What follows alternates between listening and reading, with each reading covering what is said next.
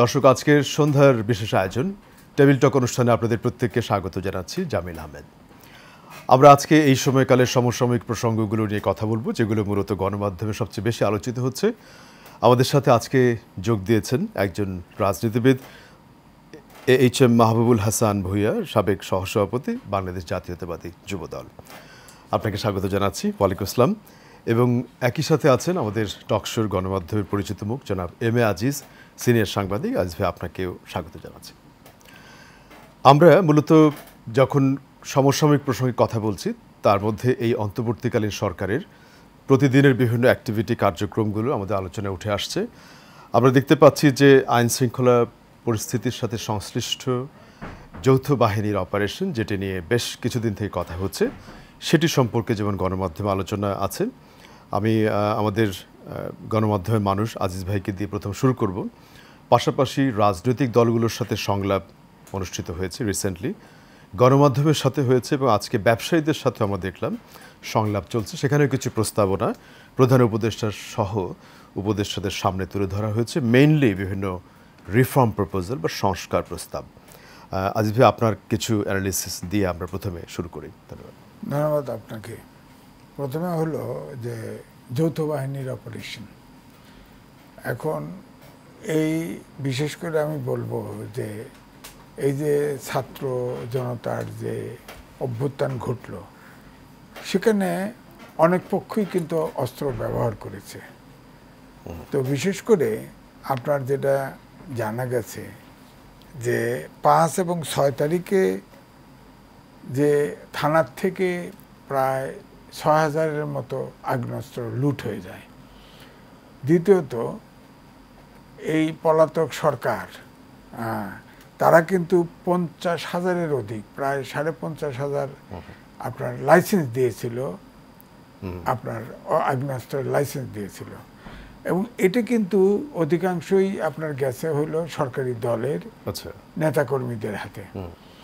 এখন সেই সব লাইসেন্স কিন্তু স্থগিত করা হয়েছে। সুতরাং কিন্তু দেখা গেছে যে তেমন উল্লেখযোগ্য সংখ্যক কেউ জমা দেয় নাই। সুতরাং এই অস্ত্রগুলো তো এখন অবৈধ। এই অস্ত্র তো উদ্ধার করতে হবে, দেশে শান্তি শৃঙ্খলার জন্য করতে হবে, এবং যৌথ বাহিনী উদ্ধার শুরু করবে। এখন আমার বক্তব্য এখানেই যে ধরেন আওয়ামী লীগের সময়ে যা ঘটেছে এখনো যদি তাই ঘটে, সেটা তো অনাকাঙ্ক্ষিত হবে। সুতরাং যার কাছে অস্ত্র আছে বা যে দুষ্কৃতিকারী, অন্যায়কারী কনফার্ম হয়ে আপনার যৌথ বাহিনী তাকে গ্রেপ্তার করবে বা তার কাছে কিছু থাকলে উদ্ধার করবে, সেটাই হওয়া উচিত। ঢালাওভাবে হেয়ার্সের উপরে যাতে না হয়। বিভিন্ন সরকারি স্থাপনা থেকে অস্ত্র অনেকের হাতে গেছে বলে আমরা গণমাধ্যমে দেখেছি। গণভবন থেকেও এমন কথাও বলা হয়েছে, অনেক কিছু নিয়ে গেছে অনেকে। না, সেটা তো নিচেই গণভবন তো ভেরি ইন্টারেস্টিং যে ওই পলাতক প্রধানমন্ত্রী এর একদিন পরের বিদেশে কোন দেশে ট্যুর ছিল, তখন এটার নিয়ম হচ্ছে সব পাসপোর্ট জমা দিতে হয়। তখন গণভবনে সব পাসপোর্ট জমা ছিল, যার ফলে কেউ কিন্তু বিদেশে যেতে পারে নাই। এটাও কারণ হলো দেখা গেছে যে উনি বিদেশে আর ফিরে আসার পরে যে প্রেস কনফারেন্স করে, একই গ্রুপ প্রায়ই অধিকাংশই দেখা যায় একই প্লেনে উঠে বিদেশ যায়, আবার একই প্লেনে ফিরে আসে বসে থাকে। তারা বেশ আবার তারাই ওই ইয়েরই সবসময় কথা বলতে থাকে। তো এই জন্য আমি বলছি, কিন্তু আজকে এটা নাম দিয়েছে প্রশ্ন নয়, প্রশংসা করতে এসেছি। হ্যাঁ, ব্যাপার তাই করে, প্রশ্ন থাকে না। আমি দেখছি দু একজনের কোনো প্রশ্ন থাকে না, শুধু বিদেশে গিয়ে এই করছেন, এই করছেন, সে প্রশংসা করছে, অমুক করছে। ফ্ল্যাটারিং যাকে বলে, চাটুকারিতা যাকে বলে।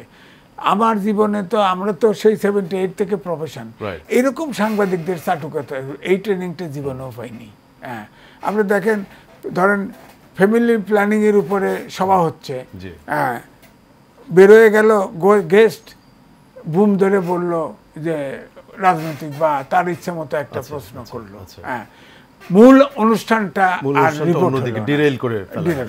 এরকম হয়। তো আমাদের এই জন্যই বলছি যে ধরেন এখন যে অবস্থা বলে, আমি একজন বললো আর কি, নন পলিটিক্যাল সরকার পলিটিক্যাল ক্রাইসিসে পড়তে যাচ্ছে। এরকম একটা কথা শুনলাম। অর্থাৎ এখন কিন্তু আপনি দেখেন বিএনপি, জামাত, 20 দল, 20 দলের মধ্যে আরো দল, তারা দেখা করেছে। আপনি দেখেন প্রধান উপদেষ্টার সাথে দেখা করার পরে এক একজনের ভয়েস কিন্তু এক এক রকম, খুব সূক্ষ্মভাবে আলাদা আলাদা।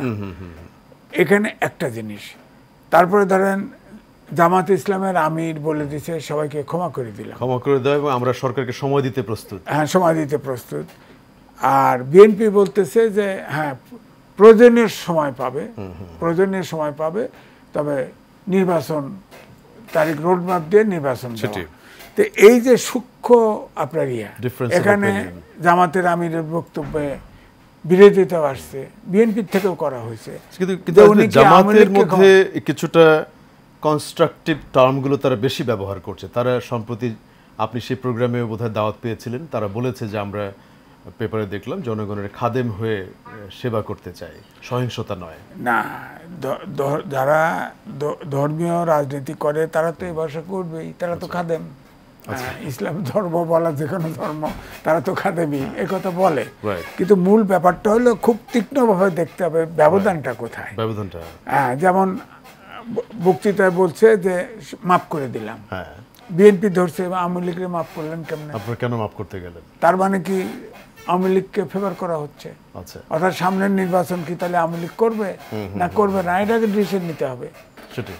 একসাথে বিরোধী দলে যারা আন্দোলন করেছে তাদের ভয়েসটা তো একরকম হওয়া উচিত। বিশেষ করে যে পতন ঘটলো ফ্যাসিস্ট সরকারের, সে তাদের ক্ষেত্রে তো বক্তব্যটা একরকম হওয়া উচিত। সেটা তো হচ্ছে না। প্রধান উপদেষ্টার সাথে সংলাপের আগেই নিজেদের মধ্যে এক দফা সংলাপ হওয়া প্রয়োজন ছিল বোধহয়, কনসিস্টেন্সি রাখার জন্য। আমি সবসময় বলছি যে আমাদের দেশের রাজনীতিবিদদের সাথে আলোচনা করে কনক্লুশনে আসা কঠিন। কারণ এই যে আওয়ামী লীগ স্বৈরাচারী দল 16টা বছর কিন্তু আন্দোলন করেছে, 16 বছরের শেষ দিন পর্যন্ত কিন্তু বিরোধী দল আন্দোলন ঠিকই করেছে, কিন্তু পথ কিন্তু এক ঠিক করতে পারে, বসে বৈঠক করে এই কাছাকাছি হয়েছে, কিন্তু ভিন্নমুখী। এই জন্য বিরোধী দলগুলো কিন্তু একটা দৃষ্টিভঙ্গিতে কথা বলতে পারে না।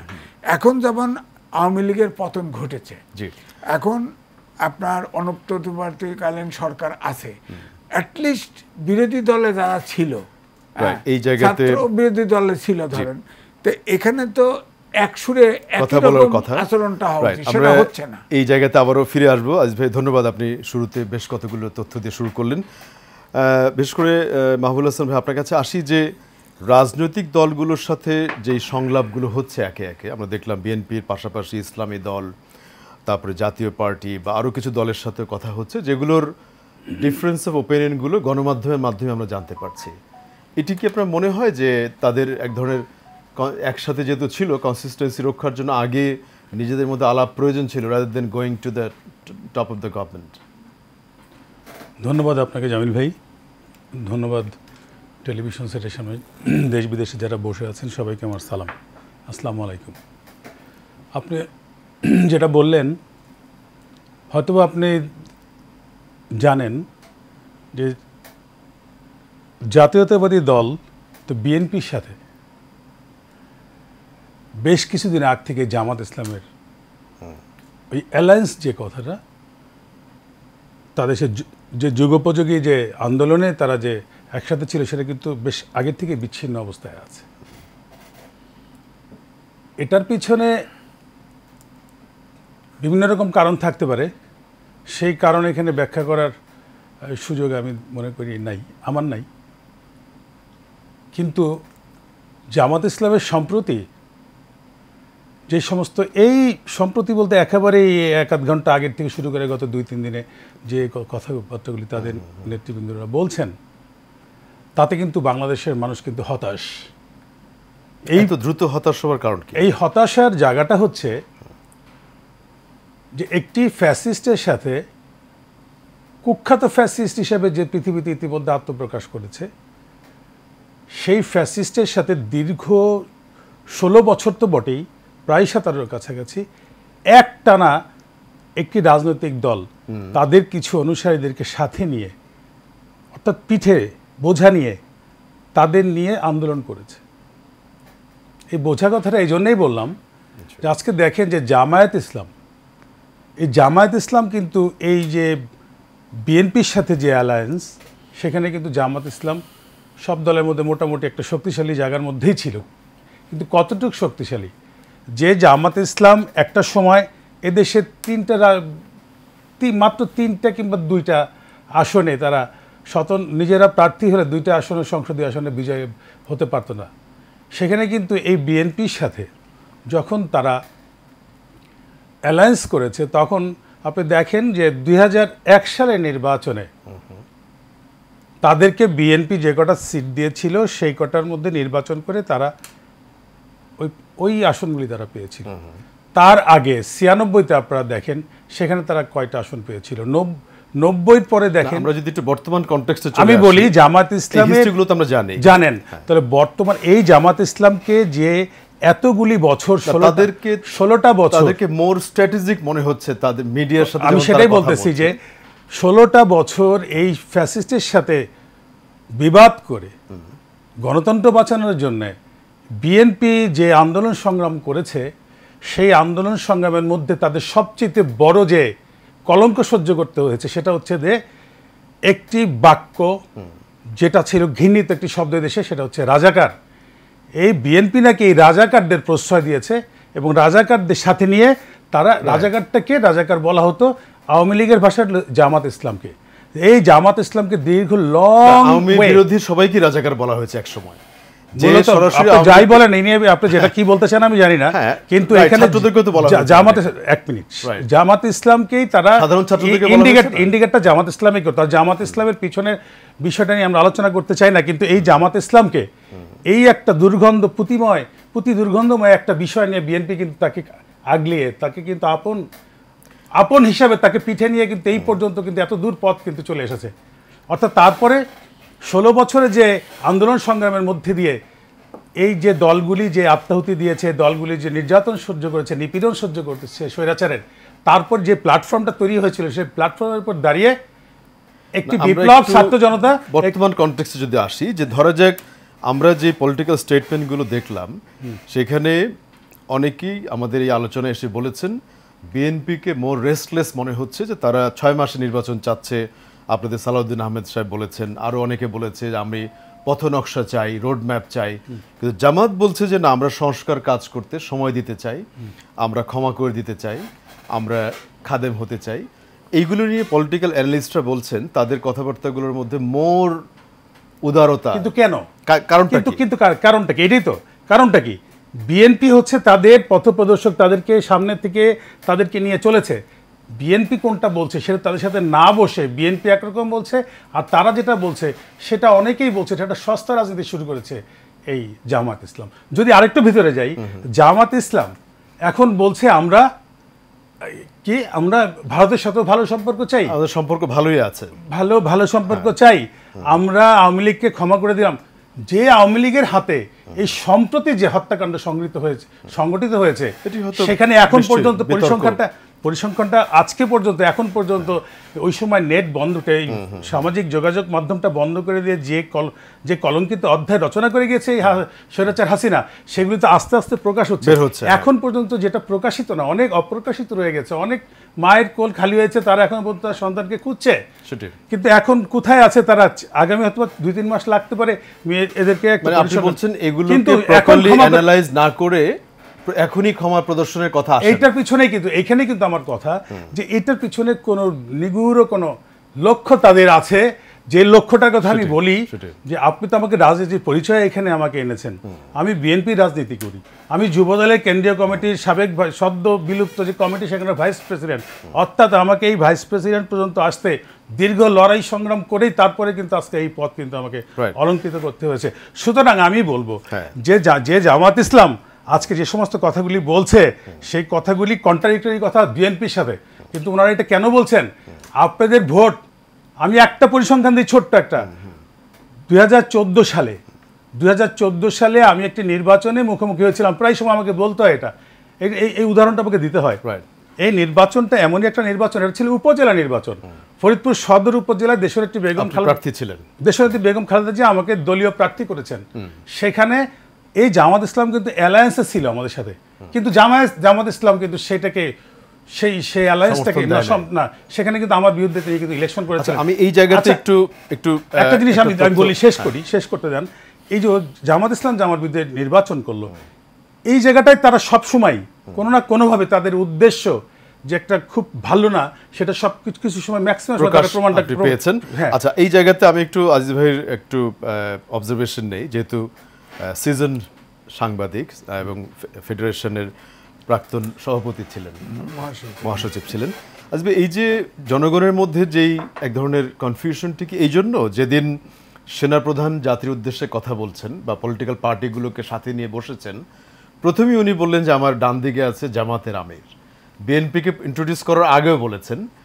তারপরে সাম্প্রতিককালে অ্যাক্টিভিটিগুলো তাদের মোর এই উদারতা বা এরকম স্ট্র্যাটেজিক কথা, ভারতের সাথে সম্পর্ক আমাদের ভালোই ছিল, ভবিষ্যতে ভালো হবে, এগুলো কি কোনো একটা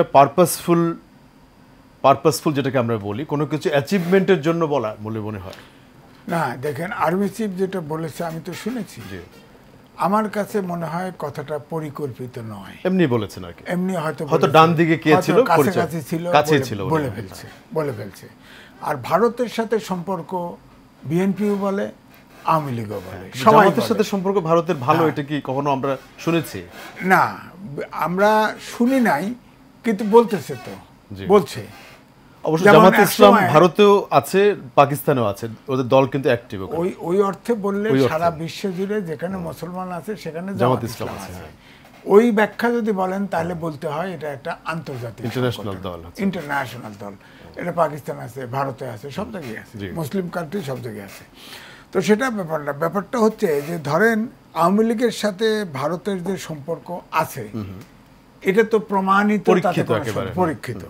কিন্তু দেখা গেছে যে বিএনপিও কিন্তু ভারতের সাথে সম্পর্ক করার চেষ্টা করেছে, ভিজিটও করেছে, কিন্তু ভারতের পায়নি, সেভাবে ব্লেসিংস পায় নাই। কিন্তু জামাত এটা বলতেছে, জামাতের পলিটিক্যাল বক্তব্য, কিন্তু আমার ধারণা যে বিএনপি ভারত জামাতকে সাইড দেবে না। জামাত এটা পলিটিক্যাল কথাই বলছে যে ভারতের সাথে সম্পর্ক ছিল, ভবিষ্যতেও থাকবে।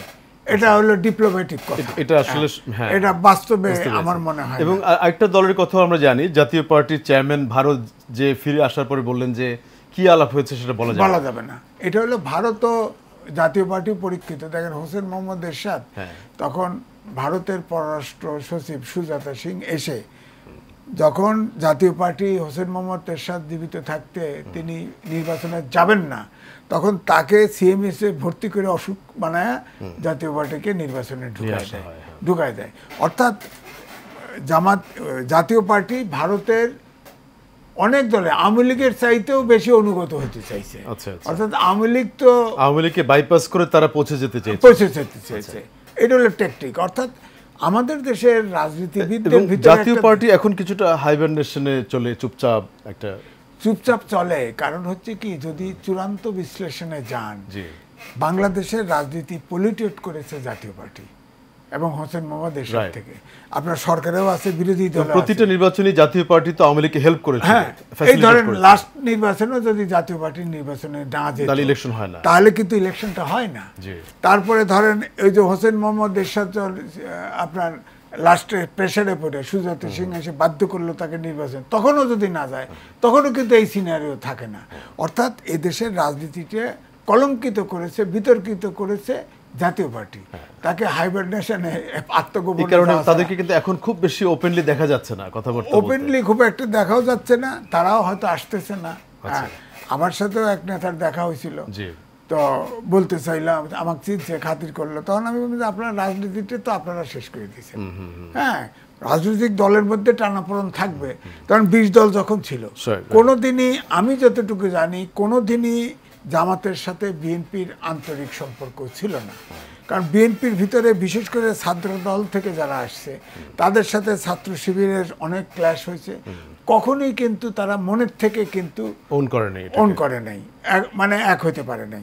কিন্তু বিএনপির অনেক সময় ভোটের কারণে জামাতের সাথে অ্যালায়েন্স করছে।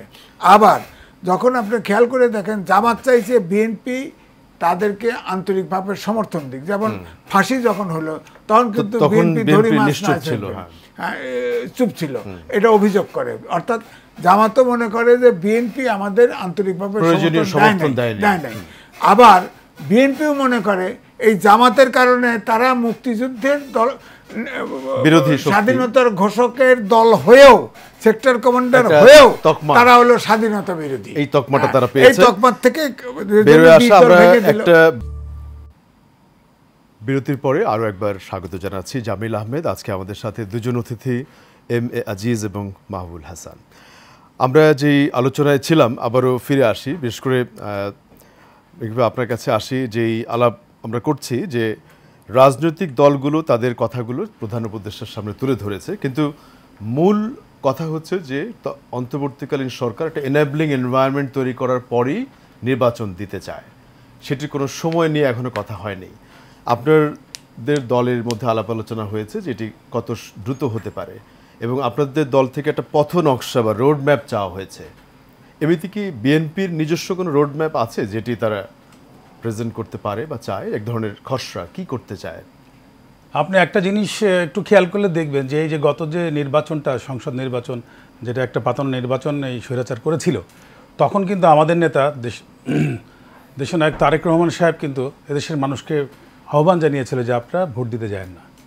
এই ভোট না, এটা হচ্ছে হলো স্বৈরাচার একটা পাতানো নির্বাচন করছে ক্ষমতায় তার আসার জন্যই। এদেশের মানুষ যে ভোট দিতে যায় নাই সেটা কিন্তু ইতিহাসের একটা অংশ হয়ে গেছে। অর্থাৎ অনেকে বলে 3%, অনেকে বলে 1%, অনেকে বলে 5%, এরকম আর কি, 5-10-এর মধ্যেই। অর্থাৎ 90% মানুষ তো মিনিমাম এখানে যায় নাই ভোট দিতে। অর্থাৎ বিএনপির একটা প্রস্তুতি কিন্তু এখানে আপনি দেখতে পারবেন যে আমাদের নেতার নির্দেশে, আমাদের নেতার আহ্বানে এই দেশের মানুষ কিন্তু হাসিনাকে, স্বৈরাচারকে কিন্তু স্বৈরাচারের বিপক্ষে অবস্থান নিয়েছে। সুতরাং আমাদের একটা প্রস্তুতি কিন্তু এমনিতেই আছে। এখন এই রোড ম্যাপ চাওয়াটা, এটাতে আমি তেমন কোনো অন্যায়ের কিছু দেখি না। সে আমাদের যে কোনো নেতাই বলুক না কেন, রোড ম্যাপ বলতে যে নির্বাচনটা মানে কবে নাগাদ আপনারা সংস্কারের এই জায়গাটার মধ্যে কবে পৌঁছাতে পারবেন, তারপরে নির্বাচনটা কবে, এরকম একটা ডেট হতে পারছে। আছে নির্বাচনটা দিতে হলে কিছু কাজ এই সরকারকে করতে হবে, সংস্কার করতে হবে, সেটা আমিও মনে করি আমার জায়গা থেকে, এবং এই সংস্কারটা করতে দেওয়া উচিত সবাই।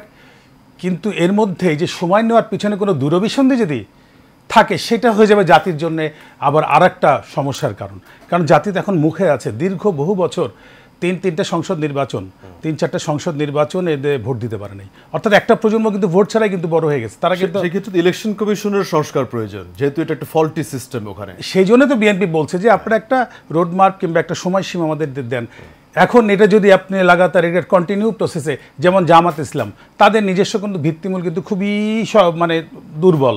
অর্থাৎ 100টা ভোটের মধ্যে তারা পায় 10টা কিংবা 12টা 15টা। সেই জায়গা থেকে তারা একটু মানে একটু উপরে যাওয়ার জন্য তারা কিছুটা সময় এরকম স্ট্যান্ডবাজি করে রাজনৈতিক, এই যেমন এখন ভারত আমাদের বন্ধু, পাকিস্তান আমাদের কেউ না, এদেশের স্বাধীনতা যুদ্ধের 3 লাখ মানুষ মারা গেছে, কন্ট্রাডিক্টরি কথা। তাদের পাকিস্তান আবার দেখলাম হঠাৎ তাদের ভিসা ওপেন করে, পাকিস্তান ভিসা ওপেন করছে, এগুলি কিন্তু লক্ষণ ভালো না। আমরা কিন্তু 1971 সালে আমাদের পূর্ব প্রজন্ম কিন্তু যুদ্ধ করেছে, রক্ত দিয়েছে, কিন্তু পাকিস্তানিদের কিন্তু খেদানোর জন্য তাদের সাথে যুদ্ধ করেছে, তারা আমাদের রক্ত ঝরিয়েছে। ভারত আমাদের রক্ত ঝরায়নি, ভারত আমাদের চারিপাশে বেষ্টিত, তারা আমাদেরকে সহযোগিতা করেছে, এটাই কিন্তু বাস্তবতা।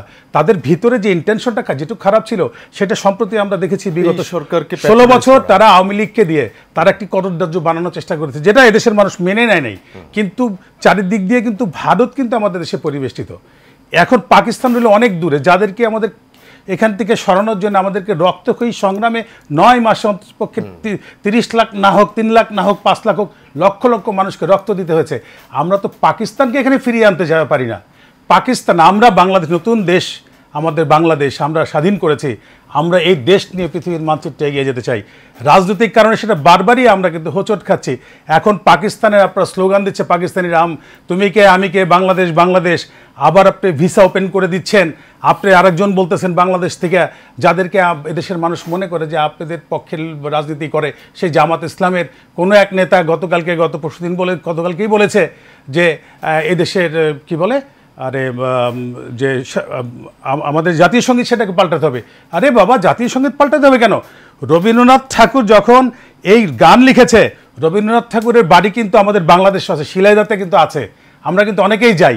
অর্থাৎ অবিভক্ত এই যে পাকিস্তান বাংলাদেশ এই যে অবিভক্ত যে অঞ্চলটা, এই অঞ্চলের নাগরিক যারা, তারা তো সেই সময় তো এই অঞ্চলেরই মানুষ। কেউ ভারতে ছিল, কেউ বাংলাদেশের অনেকেই কিন্তু পাকিস্তানে ছিল, পাকিস্তানে ছিল, অনেকেই ভারতে ছিল। পরবর্তীতে যখন ভাগ হয়েছে তখন কিন্তু তারা আলাদা আলাদা হয়েছে, কিন্তু একটা সময় তো তারা সবাই এক ছিল। অর্থাৎ এক পাসপোর্টই ছিল একটা সময়, যদি পাসপোর্ট থাকতো তাহলে এক পাসপোর্টই ছিল। রবীন্দ্রনাথ ঠাকুরের লেখা গান এখন পাল্টাইতে হবে, এগুলি কিন্তু খুব একটা ভালো লক্ষণ নয়। এই প্রসঙ্গে আমরা যাব না, এখানে কিছু একটা জিনিস আছে যে আমি যেটা খেয়াল করছি সেটা হচ্ছে যে দুর্ভাগ্য হচ্ছে যে একটি বিপ্লবের মধ্যে, রক্তক্ষয়ী বিপ্লবের মধ্যে দিয়ে আমরা বলছি দ্বিতীয় স্বাধীনতা অর্জন করেছি, যেখানে ছাত্র জনতারা একেবারে সম্মুখ সারিতে থেকে শেষ পর্যন্ত স্বৈরাচারকে রক্তের হোলি খেলে গেল স্বৈরাচার, তাদেরকে রক্ত দিয়ে তারপরে এখানে একটি দ্বিতীয় স্বাধীনতা অর্জন করেছে। সেখানে আপনারা সব কি বলবেন, যা সেটা না বলে আপনারা কি বলছেন কন্ট্রাডিক্টরি কথা। অর্থাৎ পাকিস্তান এই জায়গাতে একটু আমি রাখি, এখানে শেষ করে না, একটু আমার সময় স্বল্পতা আছে, একটু অন্য প্রসঙ্গে আসি। সেটা হচ্ছে শেষ তো করতে দিতে হবে ভাই। না, শেষ হবে না, এটা এভার এন্ডিং ডিসকাশন, এই আলোচনা শেষ হবে না সহজে। আজকে আমরা মূলত দেখতে পাচ্ছি যে কথাটি প্রথমে শুরু করেছিলাম যে যৌথ বাহিনীর অপারেশন, এটি নিয়ে ব্যাপক আলাপ প্রথম থেকে হয়েছিল, যেটি দ্রুত শুরু হতে যাচ্ছে। এটি কি রাজনীতিবিদদের জন্য কোনো ধরনের একটা সিগন্যাল কিনা? কারণ আপনি যেটা একটু আগে বলেছেন যে অনেক অবৈধ অস্ত্র তাদের হাতে, সরকারি দলের যারা ছিল তারা সবাই কিন্তু দেশ ছেড়েছে এমন নয়। তো এইটি কিভাবে চ্যালেঞ্জ হিসেবে আসতে পারে বলে মনে হয়? দেখেন, অন্তর্বর্তীকালীন সরকার দায়িত্বে আছে।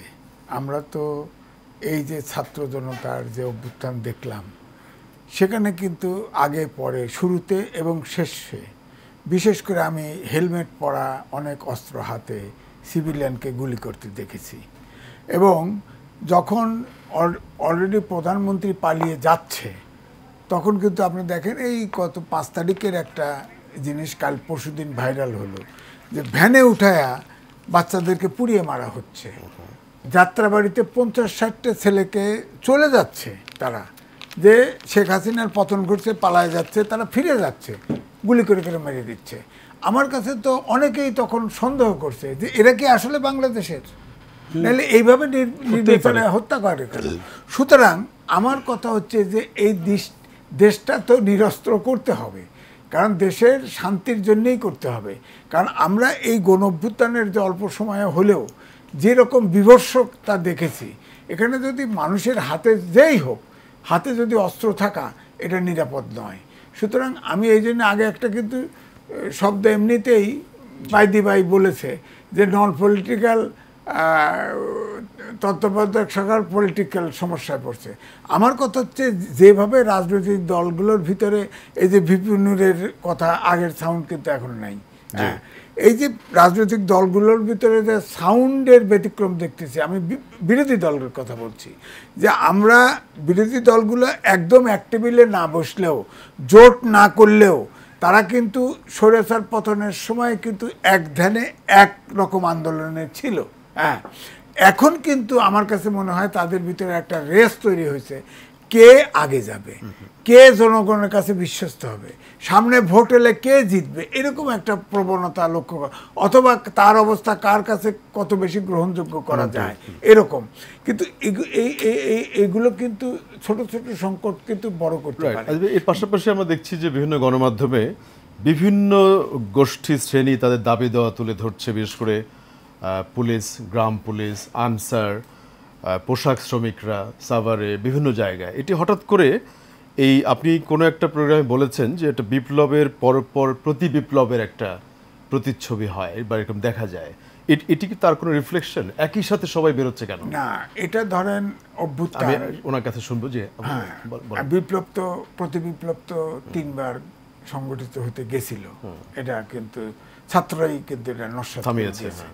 যেমন ধরেন 15ই আগস্টে ভারত থেকে শেখ হাসিনা কিন্তু বলেছিল যে তোমরা এক জায়গায় যাও এবং অভ্যুত্থান ঘটাও, কিন্তু সেটা ছাত্ররা ওখানে প্রতিহত করছে।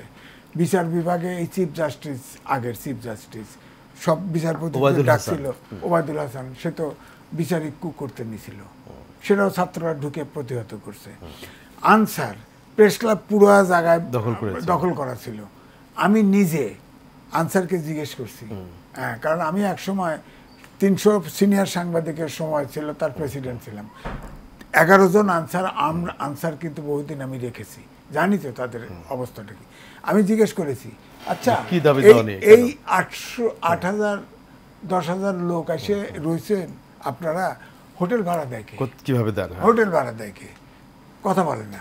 আমি বলি, ঠিক আছে, আচ্ছা আপনারা এই যে নতুন নতুন জামা পরছেন এগুলো কবে বানাইলেন, কেন বানাইলেন? ঢাকার এগুলো কেউ না কেউ এগুলো সাপ্লাই দিয়েছে। এইটাই। তারপরে যখন তারা আপনার সচিবালয় ক্র্যাশ করে ঢুকলো, আপনি চিন্তা করেন একটু মতামত নেই, একটু আজ ভাই সময়ের কারণে। পিঙ্কু ভাই, বিশেষ করে এই একই সাথে বিভিন্ন দাবি দেওয়া উত্থাপন, এটি আপনার অ্যানালিসিস কি? সব দাবি দেওয়াগুলি আপনি এখানে ওই কনস্পিরেসির মধ্যে না নিই, কিছু কিছু দাবি দেওয়া এগুলি একটু বুদ্ধির ভুল, অনেকদিন যেমন যেমন গার্মেন্ট সেক্টরের দাবি দেওয়া, এইটা আমার মনে হয় না কনস্পিরেসির অংশ। বাট ভাই যেটা বললেন এগুলি মারা গেছে, আজকে দেখলাম আহত একজন মারা গেছে। I think it was 100% conspiracy এবং guided by Xi from India. কারণ ওই যে তো অডিও তো ভাইরাল হয়েছে, বিপ্লব করার জন্য কিংবা প্রতি বিপ্লব করার জন্য কিংবা নামার জন্য, আন্দোলন করার জন্য, কিন্তু তার লজ্জা থাকা উচিত ছিল যে আমি যে পালিয়ে এসেছি, আমি নতুন করে কি করে আমি মানুষজনকে আবার নামতে বলি। তো এখন আমার কথা হলো যে এটা আর হবে না, এটা আর হবে না। ছাত্র জনতা যেহেতু দায়িত্ব নিয়েছে, আমি এই জন্যই বলি কিছু সময় তারা পেতেই পারে সংস্কারের জন্যে। এই সংস্কারটা কিছু দরকার আছে, কিন্তু কোনো conspiracy, further conspiracy the nation will never accept, এটা আমি কিন্তু মনে করি। বিকজ দেশনেত্রী বেগম খালেদা জিয়া দীর্ঘ 6-7টা বছর জবান বন্ধ করে বিনা অপরাধের জেল কারাগারের মধ্যে কাটিয়েছেন। আইনকে তিনি সম্মান জানিয়েছেন, আইনকে সম্মান জানিয়েছেন। তিনি যে তাকে যেহেতু সাজা দিয়েছে, কথা বলা যাবে না বলা হয়েছে, কথা বলেন নাই, না বলতে বলতে অথর্বর মতো হয়ে গিয়েছেন। তার কথা যেদিন আমরা প্রথম দিন শুনেছি, এই যে 5ই আগস্টের পরে একটা সেদিন আমরা কিন্তু কেঁদেছি। অর্থাৎ দেশকে কত ভালোবাসতে পারে মানুষ, ভালোবাসতে পারে, সেই জায়গাটা কিন্তু তিনি কিন্তু দেখিয়েছেন। কথা বলেন নাই। এই যে কথা না বলতে দিয়ে একটা মানুষকে যে দিনের পর দিন স্লো পয়জন করে একটা 3 বারের প্রধানমন্ত্রী, বাংলাদেশের মানুষের সবচেয়ে আস্থার জায়গা হলো আয়নাঘর, যেখানে একটা মানুষকে 8-10 বছর ধরে আটকে রেখে গুম করে। এখন আয়নাঘর বিষয়টা নিয়ে এখনো তো ক্লিয়ার না, দেশের মানুষ ক্লিয়ার না, বাইরে আসছে। কিন্তু আমি গতকালকে একটা বিষয় নিয়ে আমি একটু শঙ্কিত হয়ে পড়েছি। কোনো একজন নেতার সন্তান, যিনি সাবেক আর্মি অফিসার, তাকে নাকি আয়নাঘরে রাখা হয়েছিল 8-9 বছর। তিনি একটা ব্যাগের মধ্যে থেকে কতগুলি জিনিসপত্র বের করেছেন, তার মধ্যে কোরআন শরীফ বের করেছেন, একটা গামছা বের করেছেন। এই গামছাটা আপনারা দেখবেন ভাইরাল হয়েছে। গামছাটা মনে হচ্ছে মাত্র বাজার থেকে কিনে নিয়ে এসেছে, কিন্তু বলছে যে আমি গত 8টি বছর এটা দিয়ে আমি 1 সাগর পানির চোখের পানি মুছেছি। অর্থাৎ এই 1 সাগর পানি না মুছুক, 8-10 বছর একটা গামছা কোথাও থাকলে, পরা থাকলেও কিংবা রাখলেও সেটা এত চকচকা থাকতে পারে না। এখন আয়নাঘর বলতে কি আসলে কোথায়? সেটা কি 5 স্টার হোটেল, নাকি কোনো ভালো বাসা বাড়ি, না কোথায় আটকে রাখা হয়েছিল? এটা জাতি জানতে চায়। এই বিষয়ে টেলিভিশন কতগুলো ইনভেস্টিগেটিভ রিপোর্ট প্রচার এগুলি জাতি জানতে চায়, এবং তার সামনে আমি মনে করি এই সরকারকে, বর্তমান যে সরকার, উন্মুক্ত করা উচিত। কোথায় সেটা কি আসলে দেখা দরকার। কারণ সেই আয়নাঘরে আমাদের জাতীয়তাবাদী দলের যে সমস্ত নেতা কর্মীদেরকে নিয়ে গুম করা হয়েছে, বছরের পর বছর রাখা হয়েছে, অন্য যাদেরকে বিরোধী মতের যাদেরকে নিয়ে রাখা হয়েছে, যাদেরকে হত্যা করা হয়েছে, গুম করে রাখা হয়েছে। ইলিয়াস আলীকে আমরা চাই, ইলিয়াস আলী যেন অক্ষত অবস্থায় আমাদের মাঝে ফিরে আসে। আমাদের এই নেতাকে আমরা চাই। সবকিছু মিলিয়ে আয়নাঘরটা কোথায়, এটা এই দেশের মানুষের জাতির জানতে চায়। যাচ্ছে যে বিভিন্ন জায়গায় এম এ আজিজ এবং এইচ.এম. মাহবুবুল হাসান, আমরা যেই আলোচনায় ছিলাম, বিশেষ করে আজ ভাই এক ধরনের র্যাপ আপ করতে চাই। যৌথ বাহিনীর অভিযান, রাজনৈতিক দলগুলোর সাথে সংলাপ, সামগ্রিকভাবে এইগুলো আলোচনা চলমান, যেহেতু এখনও কংক্রিট কিছু পাওয়া যাচ্ছে না, এগুলি আরও কিছুদিন চলবে। এবং ইন জেনারেল বড় দাগে কোনো দলই এখনই বলছে না যে 6 মাস নির্বাচন চায়, এটি মোদ্দা কথা। কেউ 6 মাস, 1 বছর। একটা সাম্প্রতিককালে লিঙ্কডইনে একটা জরিপে আমি দেখেছি, প্রায় 90% উপরে মনে করছে যে এই সরকারের উচিত সংস্কার কাজগুলো 2 বছর হোক, 3 বছর হোক, সেটি করার পক্ষেই সবচেয়ে বেশি লোক ওখানে জরিপে অংশ নিয়েছে। এটি একটা জরিপ প্রায় হয়, আপনি নিজেও দেখেছেন। এটি মানুষের পাবলিক সেন্টিমেন্ট হতে পারে। তার মানে কি সাধারণ মানুষ ইলেকশন উন্মুখ, অথবা যেই টাকাগুলো পাচার হয়েছে সেগুলো ফিরিয়ে আনতে চায়, ইলেকশন কমিশন রিফর্ম চায়, পুলিশ যে দুর্নীতি করেছে সেগুলো রিফর্ম করতে চায়, দেন ইলেকশন চায় কিনা? না, বিষয়টা হলো যে আমাদের দেশের সাধারণ মানুষ, আমাদের সংবিধানের অনুচ্ছেদ 7 অনুযায়ী তারা মালিক, কিন্তু মালিকানা কখনো কিন্তু অ্যাপ্লাই করতে পারে না। ইচ্ছা আকাঙ্ক্ষা যাই থাকুক, ভোটের অধিকার মালিকানা তো ওটি, মালিক তো 3 বছরে ভোট দিতেই পারে না। দেশের মালিকানা তো একমাত্র চাবিকাঠি ভোট, তো সে ভোটটা তো দিতে পারে না। তো এখন যেটা হয়েছে যে আলটিমেটলি যেটা হয় যে রাজনৈতিক দলগুলো যে একত্রিত হয়ে যে আন্দোলনে জয়ী হবে বা আন্দোলনে বিজয়ী হবে বা রাজনৈতিক দলগুলো একমত হবে, সেটাকেই আমাদের দেশে বলা হয় এটাই জনগণের প্রত্যাশা। যেমন একটা অভ্যুত্থান হয়ে গেছে, এটা তো স্বাভাবিক, মেজরিটি সাপোর্ট তো এখানে ছিল, এখানে ছাত্র জনতা, আপনার সবগুলো রাজনৈতিক বিরোধী দল, আওয়ামী লীগ ছাড়া সবাই তো ছিল, সুতরাং এটা জনপ্রত্যাশা। সেই অনুযায়ী ধরেন আমরা বলবো যে ধরেন রাজনৈতিক দল দেশ তো চালাবে রাজনৈতিক দল এবং নির্বাচিত প্রতিনিধি, জনগণের নির্বাচনের প্রতিনিধি, সেটাকে আড়াল করে তো দেশ চালানো যাবে না। অনির্বাচিত লোক তো আজীবন দেশ চালাতে পারবে না। এই জন্যই প্রশ্ন আসছে রোড ম্যাপ। আমিও প্রথম থেকে এই কথাই বলছি যে ইলেকশন অন্তর্বর্তীকালীন সরকার একটা রোড ম্যাপ দিবে, তার ভিতরে প্রায়োরিটি ঠিক করে একটা নিরপেক্ষ নির্বাচন অনুষ্ঠিত হবে।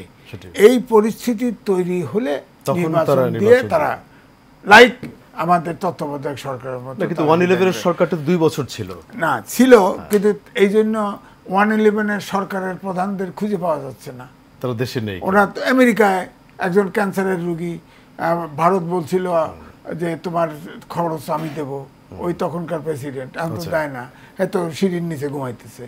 আর একজন ওই যে বলে না বাংলাদেশের গভর্নর ছিল, হে কোথায় আছে, কেউ খবরও রাখে না। তো ওরকম এরকম তো আমরা সেটি তারা ফোর্সফুলি করেছিল বলে, ফোর্সফুলি তারা তা না, তারা অন্যায়ের সাথে জড়িত হয়ে গেছে। আচ্ছা আচ্ছা, তখনকার যে আর্মি চিফ মইনুল আহমেদ, তার ভাই তো রীতিমতো ব্যবসা শুরু নির্বাচন করেছিল, ব্যবসা করেছে।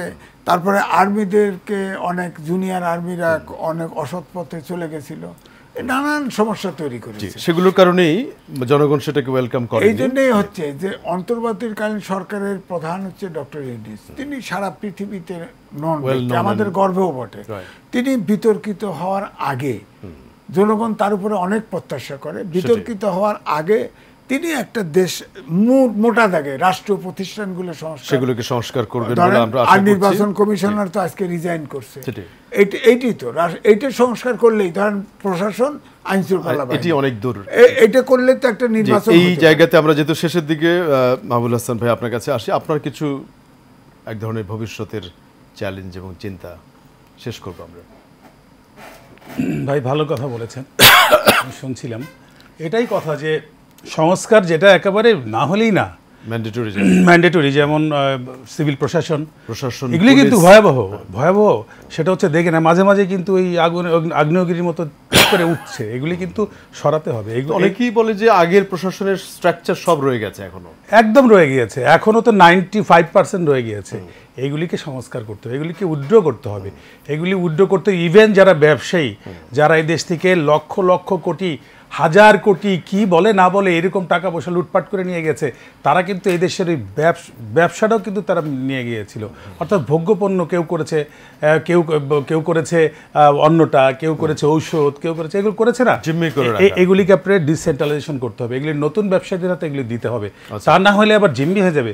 কারণ হচ্ছে যে তারা বলবে যে ওই যে একজন বলেছে জেলখানা থেকে দোষ করেছে, হাসিনাকে দিয়ে সে এই দেশে রক্ত ঝরিয়েছে, যে সালমান এফ রহমান, সে সালমান এফ রহমান বলে আমাকে ছেড়ে দেন, আমি দেশকে সোজা করে দেব। কত বড় স্পর্ধা! অর্থাৎ এই স্পর্ধাটার জায়গাটা কিন্তু তারা আছে, সেটা হলো যে আমি 80,000 কর্মী, আমার 80,000 কর্মী, আমি এদেশে খাবার দাবার আনি, এদেশের ওষুধ সাপ্লাই দিই। অন্যায় করেছেন, you should get punish. So there is no way at all, you are in the prison, so for ever it will be. আপনি বাদ, এখন নতুনদেরকে তো আপনি দেখেন, আগামী 2-1 মাসের মধ্যে কিন্তু বাজার অস্থির হয়ে যাবে। এই বাজারের অস্থির হওয়ার কারণ হয়ে যেতে পারে এই চ্যালেঞ্জগুলি, কারণ যদি এই যে ভোগ্যপণ্য, এস আলম একাই এদেশের সমস্ত ভোগ্যপণ্য কিন্তু একাই আনতো, জিম্মি করে নিয়ে আনতো। তারা যদি এখন না আনে, এটা বিকল্প তো রাস্তা, বিকল্প ওই যে যারা সেকেন্ডারি মার্কেটে, যারা এস আলমের কাছ থেকে ইয়ে নিত, মানে কিনতো। এস আলম তো কখনো নিজে জাহাজ, কিন্তু যেমন আমরা দেখলাম অনেক কম খরচে টোল আদায়ের জন্য কোম্পানিকে সাব কন্ট্রাক্ট দেওয়া হয়েছে, যেটা আমি কথাটা শেষ করি। এই যে এস আলমের কে ভয় পাইতো কেন? অন্যান্য ব্যবসায়ীরা কিন্তু পয়সা করি তাদের নাই, তা না। এখানে এস আলমের এরা ছিল মাফিয়া ডন। কি করতো যে আমি এই জিনিসটা আনবো, কেউ আনতে পারবা না, এই জিনিসটা আমি 10 টাকা দিয়ে এনেছি, তুমি আমার কাছ থেকে 11 টাকায় কিনবা, তুমি এবার 9 টাকা দিয়ে তুমি যদি আনো তাহলে আমি কিন্তু বাজার ফেলে দিব, আমি 8 টাকা করে দেবো, তুমি কিন্তু শেষ। এই ভয়তে এরা আনতো না। সেই জায়গা থেকে বের করে এনে যা যাবার তো চলে গেছে, ওদের যে টাকা পয়সা লুটপাট করে নিয়ে গেছে ওটা জাতি সম্পদ, ওটা আনতে হবে ফেরত। যেখানে যে অবস্থায় যে দেশের নাগরিকত্ব নিয়েই থাকুক না কেন, তাদের তারা কিন্তু অনেকেই কিন্তু দেশে পাসপোর্ট কিন্তু তারা ছুঁড়ে ফেলে দিয়েছে। 6টি ব্যাংক এস আলমের এক ধরনের তত্ত্বাবধানে ছিল, 6টি 9টি 10টি সবই ছিল, পুরো বাংলাদেশ ব্যাংকই তাদের ছিল, বাংলাদেশ ব্যাংকের গভর্নর তার পকেটের লোক ছিল। এগুলি আপনারা শুনছেন না, দেখছেন না, আমি কেন ব্যাখ্যা করতে যাবো, এগুলি আপনারা জানেন। এবং বিদেশে যে টাকা নিয়ে গিয়েছে তাদের ইন্টেনশনই ছিল যে আমি বাংলাদেশের পাসপোর্ট আর ব্যবহার করব না, সিঙ্গাপুরের নাগরিকত্ব নিব, অমুক দেশের নিব, সাইপ্রাসের নিব, আমেরিকার নিব, একেবারে শেষের দিকে নিব, এবং তারা সেটা করেছে। কিন্তু এখন কথা হচ্ছে যে ক্যারিসমেটিক হইতে হবে। আমি মনে করি ডক্টর ইউনূস সাহেবের সেই জ্ঞান গরিমা আছে, আমরা তাকে নিয়ে গর্ব করি। গর্বের জায়গায় দেশটাকে রেখে যাবেন, সেটা হচ্ছে যারা আমাদের টাকা লুটপাট করে নিয়ে গিয়েছে, সেই লুটপাটের টাকাটা এই দেশের জনগণের টাকা, তাদের কাছে ফিরিয়ে আনার জন্য যা করা দরকার কোনোভাবেই এদের কাছে আর দেশ দেওয়া যাবে না। এবং নতুন ব্যবসা যারা করে, আমি বলি সিন্ডিকেট তো ভেঙে গেল, এখন ব্যবসায়ীদেরকে ব্যবসা করার সুযোগ করে দিতে হবে, এবং এদেশে দেখবেন আস্তে আস্তে করে অল্প কিছু যাতে আসে। ধন্যবাদ। ঠিক জায়গায় চলে এসেছে, দিকে লাস্ট মিনিট দেশ শান্তিপূর্ণ হয়ে যাবে। অবশ্যই শান্তিপূর্ণ অবস্থানই আমরা চাই। ক্লোজিং রিমার্কস আপনার। ওই একটাই কথা, যে রাষ্ট্রীয় প্রতিষ্ঠানগুলি আছে সেটা পার্লামেন্টটা তো আর পারবে না, পার্লামেন্ট তো ইলেকশন হলে পার্লামেন্ট হবে, আর বাকি সব সাংবিধানিক যে প্রতিষ্ঠানগুলি আছে এটাতে সংস্কার করে রাইট লাইনে আসবে। সাথে হলো প্রশাসন এবং আইন শৃঙ্খলা বাহিনী, যাদেরকে দিয়ে ইলেকশন হবে। বণিক বার্তায় আজকে একটা রিপোর্ট আছে, সেখানে বলা হয়েছে 95% প্রশাসনের অফিসার, সচিব, সিনিয়র সচিব, তারা স্বৈরাচারের সহযোগী ছিল। তা আপনার কাজটা করবেন কই দিয়ে?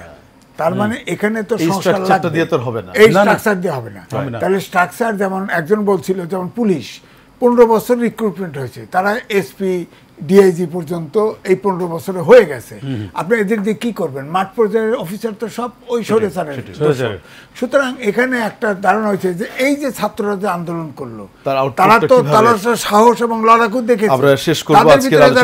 পাঁচটার কাছে তারা পুলিশের শর্ট ট্রেনিং দিয়ে আজকে আলোচনায় যোগ দেওয়ার জন্য দুজনকে ধন্যবাদ, এবং দর্শক যারা আমাদের সাথে ছিলেন আপনাদেরকে ধন্যবাদ। আমরা আগামীতে অন্য কোনো বিষয়ে আবারও কথা বলবো। সেই পর্যন্ত ভালো থাকবেন, আশাবাদ জানিয়ে আজকে এখানেই শেষ করব।